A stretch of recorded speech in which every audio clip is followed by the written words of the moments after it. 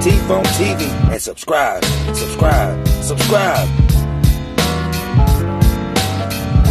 That rebirth starting to take off. Y'all better catch it. You get too big, you gonna let it get by you. Now catch it while it's on the way up. Subscribe, like, and share to the rebirth of T-Funk TV. Come on in my lives, man. Watch my videos. Dang.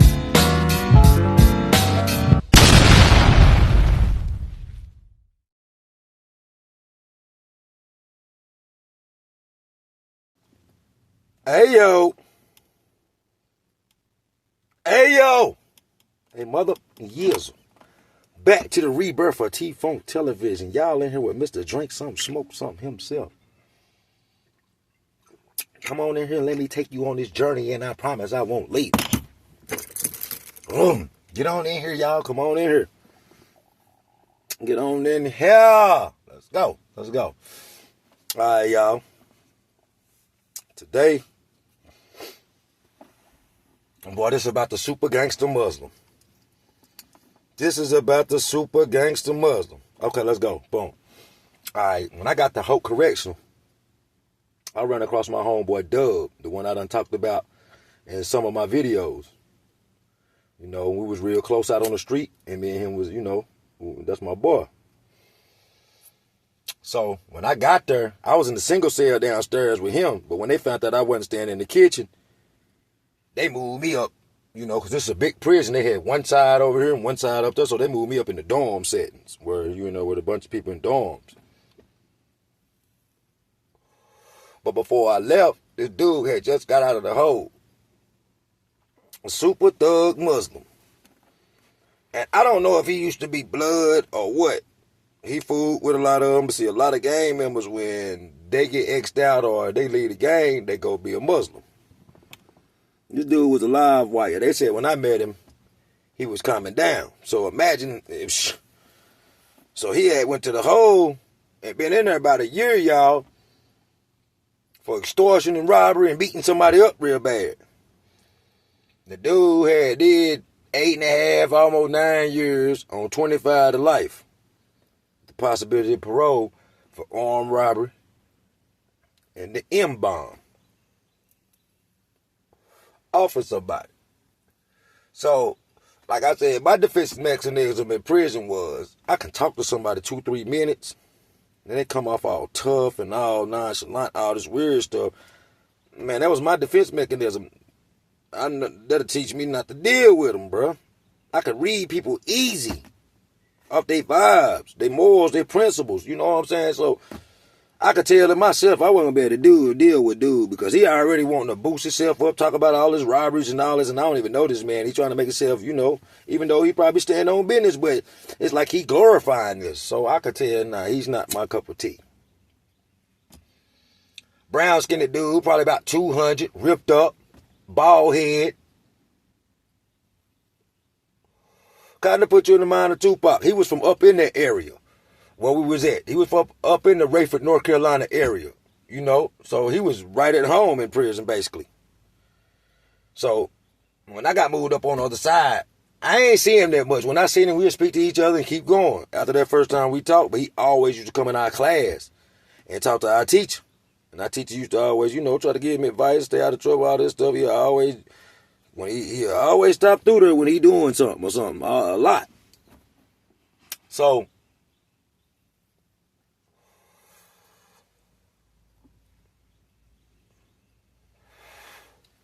every time I saw him, it would just be hey and bye. Like I said, what's up? You know what I'm saying? Like I told y'all, before the prison start flipping mean when a bunch of people start coming. You know, you be done made relationships with people, but people can get X'd out when new people come, and different gang members, affiliations, and all that getting thicker on you and stuff. So, I say about 3-4 months go by. Dude, they get in no trouble. He fuck around and get in. I heard he had been fighting a lot, and then he got caught in a big old fight. Went to the hole, did his 30 days. They got tired of him being on that side over there around them, I guess, and they moved him up there with us in D. I was in B. So we still I ain't having no problem with him. As long as he don't, I used to say to myself, bro, as long as he don't, hey, we good. So when he moved back there, he just took over that dorm. He was back there extorting people, beating people up on the low. All kind of little shit was going on. And that was the very back corner dorm where, bro, you go to that red door, bro, they have to go tell it on you. You ain't getting caught fighting. What? No cameras at this prison. This was gladiator school, bro. You could wild at this prison before. If the person was, wasn't no snitch, bro, you can get away with a bunch at this prison. This prison was ran, when somebody get beat up or something like that real bad in a fight, bro, and they don't know who did it, or they try to say they fell on the basketball court or something like that, bro, they come around and look at your knuckles, bro. But them boys got a trick for that. If it's really some fights going on, they're going to put on gloves, weight gloves, and go to that red door and scuff it up. Done had to do it. Fewer times, if that's a word. But, so when dude get up there with us, boy, they do a big ship in. It's like they got rid of some people at our prison. They do a big ship in. About 100 people come in, bro. Young dudes from the youth spread, first time being on adult prison, and just a bunch of people. So this real high-ranking Damu Blood coming there. Dread, he probably about 6'2".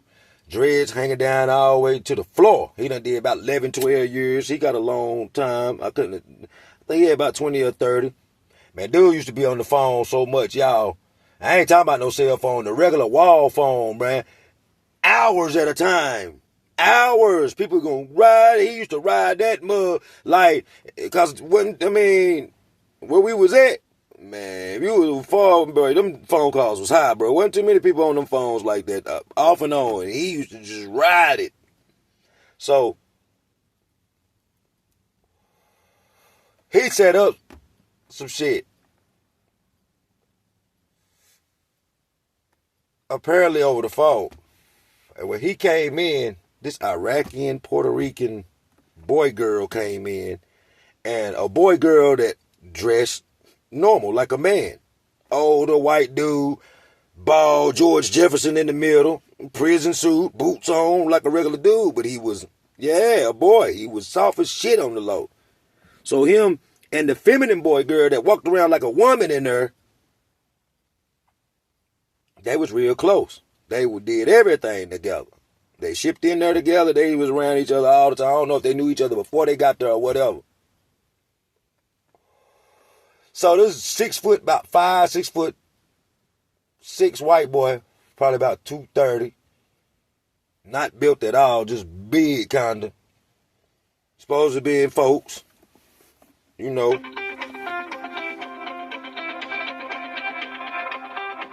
He come in there. And when he come in there,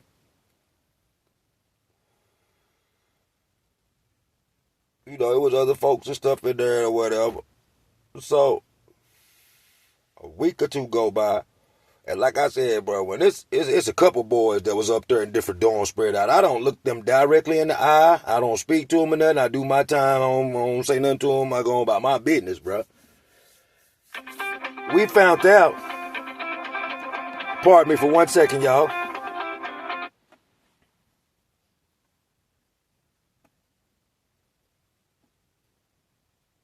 We found out that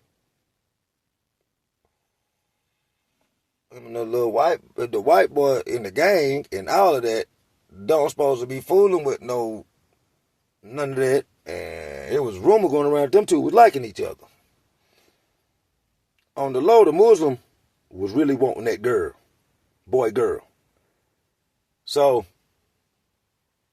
it got back to the high-ranking folk that the white boy was doing it, but he was just accused. You got to be caught to get pumpkin-headed. So, when they got back to it, there wasn't no proof. They hadn't never did nothing, but nobody accused them of talking on the low and all this stuff. I don't know where all this came from. I don't know if it was to get him out of the way so he could get him or what. The big homie told him, bro, dude said that and told us, and you got to get your ones. If it ain't true, you got to get your ones. So the white dude must have told the big homie, yeah, I'm going to get my ones. I'm going to do it. Bumpy, he shouldn't have put me out there like that. I'm going to get my ones. So they set it up. Dub was still down there. Dub was going to let them hit in his single cell. So they wouldn't have to do it up there at the red door. For some reason. I don't know why. So, dude already done went, oh yeah, because dude be working down there. That is right. His job was still down there. So he set it up to go in Dub's cell. Because when the big homie folk took dude down there, whatever time they had it set up, it was perfect for all of them. When he took him down there on the other side where the single cell's at, dude was already in the cell, already ready, with his shirt off, in the warming up. I'ma keep it real. Because the white dude, big homie, put him out there. Said, bro, he tried to walk past the cell at first. Like he didn't see him. Said he had to stop him. Whoa, come on. Get your ass in there. He was scared, bro. He talked that talk when he was up there. He didn't really want to go in that cell with that boy. He swear when he was in youth spread, he was fighting and everything. But it came out he was big. He used to get beat up a lot. He would go, but he used to get beat up a lot. So he had done heard about the Muslim reputation, but he went on in there, y'all. He went on in there. Them cells small too, y'all, because I didn't spend the night in there, but I had to get count 3 times. I was down there about 6 or 8 hours, and they small as hell, bro. So when they come, after they sneak back out and come back up there, and the Muslim get off work and he come up there, he talking shit, because, boy, the white boy fucked up. White boy got scratches all over him, busted lip, fucked up eye. He got to start wearing glasses, putting hats on, cover up himself. Oh, God, it's wintertime, so you can put on shit. If the police find out, you going to jail, bro. They see them marks and shit. But he slid by it, because they'll put you on bed rest. He ain't get to go to chow, none of that shit. He had to sit in there on that bunk and eat noodles and shit. But that kept him from getting his butt beat by the gang, though. He knew it. He went on in there and took that butt whooping before a whole bunch of them got on him. So, after that was over, come to find out, it had to be true that the Muslim was wanting him out the way because he tried him hard a lot after that. I think he even was trying to take it from that boy girl. So, from what I heard, he went through the manly looking one to do that for him, and it never went through for him, so he got mad at both of them. And y'all, I seen this with my own eyes. This ain't no hearsay or nothing. Y'all, I done got out of school. I was on some Donald Goins, but y'all done been locked up, been in prison. You know Donald Goins is the best. As soon as I got out of school, this shit, man, I couldn't stop thinking about this book and where I left off at. So I shot right back in the dorm, jumped on my bunk, started reading. And during the day, a lot of people be at work. You know, if you ain't got no job, people be out on the yard just doing different shit. And there wasn't too many people in the dorm with me. I don't recall, man. I don't know. I don't recall nobody being in there. If they was in the day room watching TV. I don't recall nobody being back there at them bunks. And I remember the boy, the manly looking one, coming in there, y'all. And like I said, in North Carolina, bruh, unless it's inventory going on in our prison store, that store open, bruh. Every time that yard is open, that window is open. Now, in North Carolina, if you in close custody, you got a $45 click. You in medium is $55. You in minimum is $65. When I was in prison, the 2 times, I never seen that shit go past $40. I don't care how much money you got in your account, you ain't spending but $40 a week. That's for the people that ain't never been to prison. You can have a bunch of money in there, but you got a limit. That's any prison. You're going to have a spending limit. So we could only spend 40 at the time. So, dude had to spend his full 40 click. Because in prison, in North Carolina, they give you these net bags, and we use them for a lot of stuff. Mostly you hang them on the edge of your bed, put your dirty clothes in them, but a lot of people use them to go to their window with, to fill it up when they got a bunch of stuff that they want to, get. Okay, now, I slept in the same room, the same dorm with the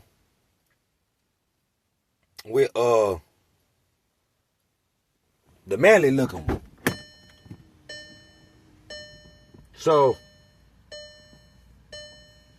y'all, this was on a Friday. We get to stay up real late on the weekends. I slept in the dorm with the manly looking one. So, I'm in there reading the Donald Goins novel. He coming there with his bag. I see him. He got his locker open. Y'all, he started out, he was putting like his deodorants. He was putting his soaps. He was putting his big, more expensive stuff in there. All the food mostly was at the bottom. Man, he had to spend the 40 click, y'all, because it was a bunch of stuff in that net bag. So I had never really said nothing to him. I just was cutting my eye over there in Blue Moon because I slept right here, almost towards the back. And if you ain't tough in North Carolina prison, bro, you get one of them back bunks, bro. That's where they go fight at that emergency red door. Bro, you better get moved. Man, they gave this man one of them very back bunks, bro. I'm probably about 4 up. I could see straight diagonal everything going on. I'm on the bottom bunk, but I could see straight right there. If I look that way, I could see like 1, 2, 3. I'm 3 bunks away from the red door where they fight at. And he at the 3rd end bunk, right there at the red door. So I can see right there at him. He on that side of the hall. I'm on this side of the hall. He putting his stuff in there, y'all. He putting his stuff in there. All of a sudden, I see Gangsta Muslim come up in that thing. Normal. And my heart just got cold.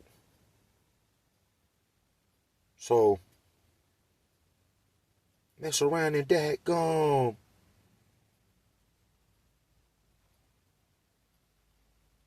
Mess around and dadgum. Next thing you know, I heard him say something to him. Then, y'all, I just see him hit him. Bah! Bro, it's time. Then he hit him 2 more times. Bah, bah, bah. 2 or 3 more, 4 more times, y'all. It was fast, too. And I swear it sounded like when Rocky was training and hitting that beef. Y'all, it was them solid hits. And the boy girl had a bald head, too, and he was punching him dead in the side of his head. He was like, give me that neck bag. He took the rest of the neck bag. He took his arm, because we got lockers, y'all, and he just shoved everything in there. And he just shoved everything in there. He just took it. He didn't put no mask on. He robbed him barefaced. A lot of times when you got robbed at this prison, because wasn't no cameras, people would do it with a mask on so they can't point him out. Man, he robbed him barefaced it. Barefaced it. After he took his stuff, bah, better not say nothing. Kid, I'm off you. Hit him hard one more time. That one right there really just made him stagger on over to the bottom bunk, bro. He just sat there after dude walked out. Dude walked right past me, just looked at me and kept going. So that's the first time in my mind, y'all, it's 2 times now where I thought, man, this dude was going to have to hit. But in prison, you see stuff, but you don't see nothing. Dude should have defended himself. I didn't have nothing to do with that. I didn't know it was going to happen. And you can't be Captain Save-A-Ho for everybody in there. I don't like bullies, and I have jumped in some. I'm going to tell y'all about some stories when I felt somebody was down that I would cook, but I ain't know this man. So he just sat there, y'all, head hurting like a mud. Then probably about 30 minutes, he just got up and went out. And come to find out, he went into that boys' dorm and started talking to the boy girl and told him what happened. So he ain't tell that dude robbed him or nothing. After about 30, 45 minutes, you just see the police coming there with him. He got the rest of his stuff, bagged it up, and they moved him out. I can't remember if he checked off and went in the hole or the other side. No, he checked off and went in the hole and eventually got shipped because I ain't see him no more. And then, this was Friday. The next day, Gangsta Muslim tried to grape old buddy on the low but I not go all the way through with him, fondling with him, feeling on him, grabbing him up and stuff, telling me and he checked off and went to the hole. Now y'all, Friday that happened. Saturday he did that to the other one. Sunday, I ain't saying nothing about this dude. He shipped in with that 100 people with both of the boy girls. He came in, so he was from South Carolina, y'all. And like I said, I don't know if Gangsta Muslim used to be blood or what, but I don't know how he got caught up in this Damu blood politics. But the dude from South Carolina came, moved to Charlotte, got locked up in North Carolina, and was claiming this set that these boys wasn't familiar with. They wasn't going with it. They was on him about flipping. And yeah, So the boiler, the water heater boiler, y'all, it broke down over there where we was at. We couldn't take no hot showers or nothing. So at this prison right here, if you didn't process at Salisbury High Rise or Raleigh, and Salisbury High Rise, the processing place, or Raleigh Salisbury High Rise needed some space, they would send you to Hoke. Now Hoke had the regular population like where we was, but they was holding people in this 12-man little, it probably was, man, they had upstairs, downstairs. It probably held about 800 men. No, I say about 500, 600, 700 men over there. Whole bunch of 12 men, little double bunk dorms, little sections, man. And they would lock you in behind the gate at night. And there'd be one guard on the post. That's the hall I was telling y'all about the shower, or what Florida did at it. So when they moved us over there was a lot of bumping going on. And my cell was the one. I stayed in the gladiator cell. I was in the last one. 12-man, TV in there, 12 different bunks. And we had a heater, and that was about it. And a whole area in the middle that was empty, bro. And we the last one at the hall before you go around the curb to the steps. So, boy, you could get it in easy if somebody watching out and get gone fast. So when we got moved over there, before we got moved over there, that Sunday, because we got moved over there like Monday or Tuesday. That Sunday, Super Blood with the long dreads that be on the phone all the time went to visit and got knocked off. Whoever the Caucasian girl was, she went to jail, and he went to jail inside of prison and caught new charges, and she did too. So, blood politics start working. So for about 3 weeks, it's a whole bunch of politics going on, y'all. And I'm going to be honest with y'all, because I don't fabricate no story. I don't know how Muslim got involved in this. But I did hear that he was running his mouth. Somebody went back and told some blood stuff. And it just got him involved like that. So, y'all, this is the second situation where I thought me and him was going to have to, and I didn't have nothing to do with nothing. So, my homeboy Dub, like I said, he Damu. He's like the probably third or fourth highest ranked one on the yard. So, him and Super Muslim was cool before all these other Damus got there. I never forget this, y'all. I was doing 500 push-ups a day in 50 sets, y'all.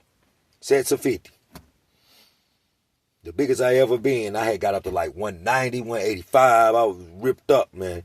So every day after school, before school, after school, after the first child, second, third, I always come in and get on my workout. Sometimes I might do 100. Sometimes I might, it'll be in 50 stacks. This day right here, I had did 50. I was working on, I said I'm going to do 200. I had did 50. I was working on another 50 to make it 100. Because I would have had 100 left. Like I said, I was breaking it down into 50, and I had them wrote down. So when you first come in our little dorm, like I said, we got a big old area that you can walk in, and the dorm, I mean, the bunks was on it held 12 different bunks. We had a bathroom in the corner, TV up there, and like I said, they'll lock all us in. You know, you got a dude sleeping on the top, dude on the bottom. So it's six different, 3 on one side and 3 on the other, but it's 12 dudes in there.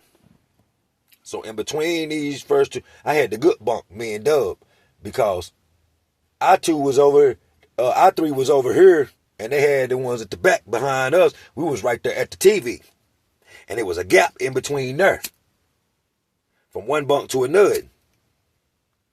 So, y'all, I'm in that thing doing them push-ups. Got my water over there, all my little juice, and boy, it was this video, that Snoop Dogg. You try to get it, you drop it like it's hard. Drop it like it's hard. Everybody else, all us, love that video because it was this girl on there. Boy, she used to let that ass just bounce like a 6'4" on her. Everybody used to rush and see this video when it come on.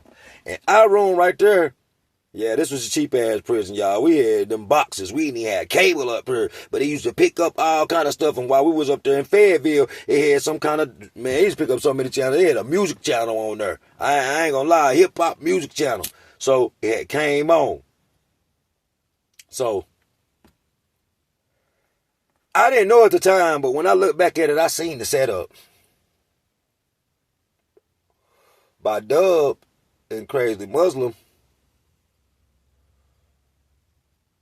Gangster Muslim, being cool, he done lured him in the room with me. I'm the only one in there again, y'all, with him. Dub had a chair sitting in between our bunk and another bunk. And had told him, boy, that countdown on, boy, that video coming on, boy, you better rush in the room, get in the room, go. Dub wasn't in there. He must have had talked to him outside somewhere, sent dude in there. Everybody used to come in our room to watch the videos because it picked it up better than anywhere. Dude came in there. He said, what's up to me? What he said, what's up to me? I said back, what's up back to him? Bump hands with him. He walked over there. He sat in between the 2 bunks, y'all. I'll never forget this, y'all. So like I said, in prison, you see stuff. If that ain't your boy, bro, you ain't wrong for not doing nothing. When he walked in, I say like 2 minutes later, this Damu dude from New Jersey, he from New Jersey or New York, walked in. He probably about 2:30. He walked in. Dude from Charlotte, dude from Kannapolis. Dude from Kannapolis was fat kind of. About 270, 280, dark-skinned, big round head. Dude from Charlotte was small kind of, but would go. Would go. I ain't gonna lie, wasn't ducking shit. When he first got there, he got his ones in and took his, yeah, he wasn't playing, bro. So, but me and him was cool as hell, though. So, bruh, I'm over there, and when them 3 walk in, I just felt cold again, y'all. I felt cold, but they all dapped me up. Them Dub homeboy, they cool with me. All of them was cool with me. So, I'm thinking they coming for me at first. They dapped me up and walk right by me. So like I said, it's a bunk right here, another bunk, a space right here, the TV right there, and my bunk. Dub slept right here, I slept right here. We both had the top bunk. So we could be right there at the TV. Then the other 3 bunks was back there in the back. Big ass space back there. In between our bunks and theirs. When they walked in, dude sitting in the chair like this, y'all. The dude from Charlotte got on this side. The dude from New Jersey, New York got behind him. And the dude from Kannapolis got over here. They bobbing with him. I never forget the video came on. I'm trying to get you. Like, it's hard. Like, my man look back. Oh, what's up, man? Yeah, he just standing there. He just sitting there. He just sitting there. All them boys, they bopping their head. They bobbing like. This next thing you know, you just see the one from New York. He didn't hit him with his knuckles. He hit him with this part of his hand. He hit that boy. Hard, though. It sounded off. Then all of them just rat-patted him. They just rat-patted him, y'all. They just rat-patted him. They was almost hitting each other, boy. They were just on his ass. And so, the dude, Gangster Muslim, tried to go up under my bunk. I was on the top, dude was on the bottom. He tried to go in between there and try to come out. And when he did, Canapolis was right there on that other side, bro. Ran right around there. As soon as he tried to duck and go through there, kicked him dead in the mouth. Boom! With them state boots, bro. They got on him some more. Then they just went on up out of there. So when they went on up out of there, I'm like, oh, they walked right past me. They walked right by me. They walked right by me like it was shit. Got the fuck up out of there. So I'm thinking in my mind right after that, boy, man, this dude finna have to hit while he bloody, bro. He like, man, somebody gonna pay for these. Somebody gonna pay for these for these nuts. Somebody gonna pay for these nuts. I'm telling you, somebody gonna pay for these nuts. So in my mind, I'm thinking, like I would have did, I'm gonna catch every last one of y'all by y'allself, then I'm gonna check in. And cause I'm gonna get every last one of y'all back. But I'm affiliated. We would have had to no, if it would have been me, if I would have been a neutron like him, I would have did that. And then ran up on all of y'all, poked your ass up, and then checked in or something like that. But by me being affiliated, it would have been a war. Because I'm on the other side. So, in real life, if that would have happened to me, it would have been a war after that. But if I was in his situation, that's what I'm saying, I would have had to still get him back. But he did something stupid, y'all. So, come find out right after that happened. Dub come to me. Dub said, you seen that? I like, yeah, I was in there, bro. I caused it. Hit on that boy, man. I did that. I had to do it, but they said him and the new blood that overheard him and said he was running his mouth. So, and we went and ate him, and he was like, now, you know, that was the new blood had told him, the one that they had said that they had to get right. So, I told Dub straight up, y'all, so help me on the Most High. I said, look, bro, this is my word. I was feeling uncomfortable. I said, look, bro, man, I don't want this dude sneaking me. I don't want this dude trying to steal off on me or none of that, bro. I don't owe that man no loyalty. You know, we cool, but I don't owe him no loyalty. That ain't my business. You see, but you don't see here. I like, bro, tell dude if he want his ones, come on, let's get him now, bro.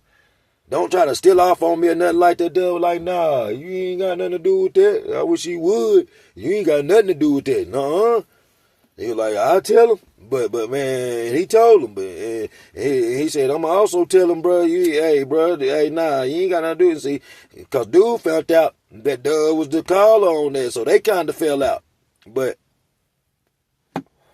he went to these other two bloods and asked them what went on, why the hit came out on him. They told him they overheard his conversation. He admitted to it. That he had ran his mouth about the big blood getting locked up. So now, he said somebody got to pay for them nuts. Bro, the dudes who whooped you, you ain't go back and get them. They made him line it up with the new blood. The one that went back and told on him to get his ass whooped. In my cell. They came in there, y'all. All of us in there. They're like, can we use the cell? I'm like, yeah, I walked out, y'all. I ain't even watch it, y'all.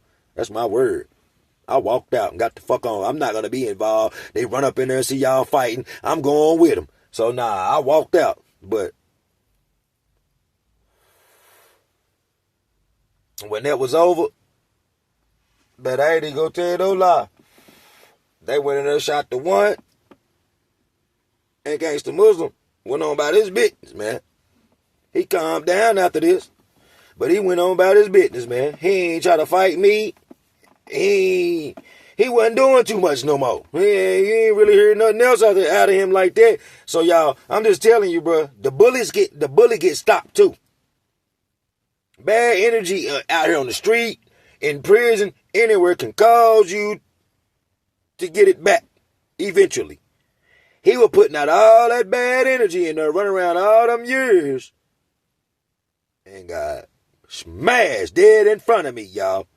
I put that on everything, y'all. I watched this boy get smashed out. And y'all got to realize, when somebody just catch you off guard like that, it's even worse. He was not expecting it at all, y'all. I watched all of this. He thought they was in there jamming with him, because mostly everybody, like I said, come in my cell to watch videos. And they were surrounding him. He in the middle right here, 2 on one side and 1 in the back of him. He couldn't do shit. When he tried to escape up under the bunk, my man smashed him in the face with that boot. The big dark skin that went from Kannapolis. They beat the wheels off of him and then put him back on him. They walked baba loo bop bambooed his ass. They little Richard his ass, y'all. I felt sorry for him, because when he was walking out, he kept saying, somebody gonna pay for these nuts. Somebody gonna pay for this blood. He wasn't crying, though. I gotta give it to him, and he kept it like a G. But eventually, I think he went to the hole again or something like that, and then they end up, separating all of us and turning this camp into a minimum custody and shipping all us out. Because if you still had medium custody points, you had to leave here, because it turned in from a brown closed camp to a green. And in North Carolina, green is minimum, the lowest. Then medium is brown, and close is brown too. So yeah, y'all. But what goes around really do come around. You can put it out there, but one day the Most High gonna make you get it back. And sometimes it's worse than how you put it out there. This done been another banger from that boy, T-Funk himself, a.k.a. Blue Veins. Y'all make sure y'all like, share, subscribe, comment, subscribe. I don't do nothing but drop bangers. Y'all need to go watch all my videos, because all of them fire. Peace and love to all of y'all. Stay tuned for the next one. It's coming. Gang, I'm out.